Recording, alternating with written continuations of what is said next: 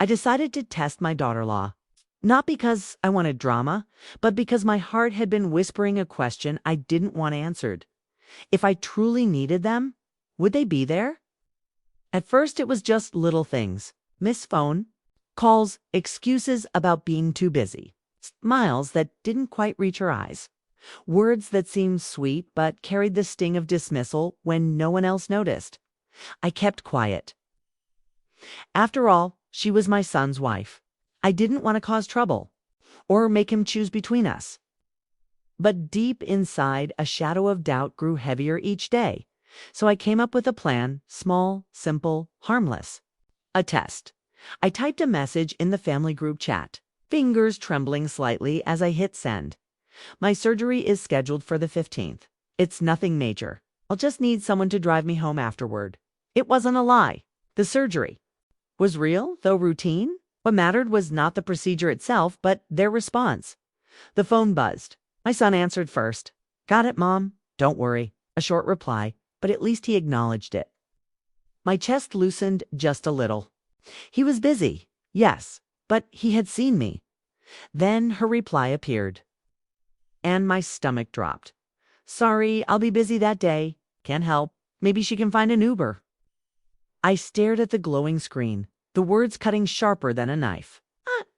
Are you okay?" Not "I wish you a safe surgery." Not even a hint of concern. Just cold dismissal. A casual suggestion that I, her husband's mother, should treat this moment like an inconvenience to be solved by a stranger and an app. But what chilled me most was the silence that followed. My son didn't defend me, didn't insist. He would come, didn't even soften her words. The group chat went quiet, and in that quiet I heard everything. I set the phone down on the table. The lamp beside me cast long shadows across the room.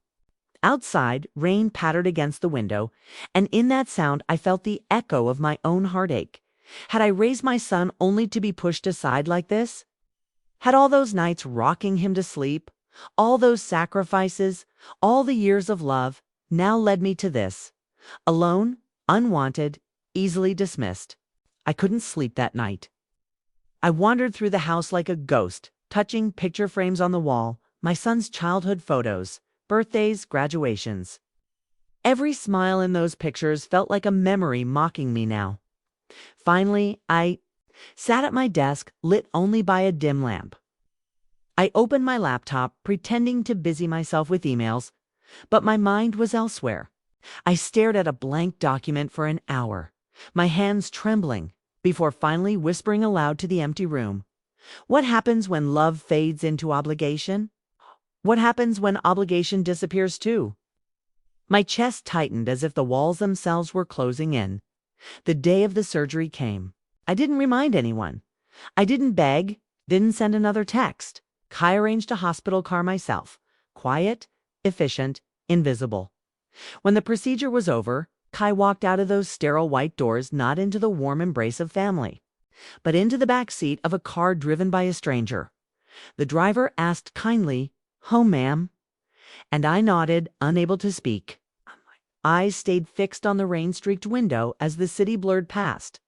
That ride home felt longer than any journey I had ever taken.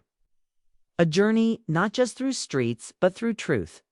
I realized then my test had been answered, not just by my daughter-in-law, but by my own son. Their silence spoke louder than any cruel word ever could. And in that silence, something inside me shifted. Because once you uncover the truth, you can never go back. Family, I learned that day, is not always about who shares your blood. Sometimes it's about who shows up when the world turns cold. And now, I knew exactly where I stood, alone, but no longer blind.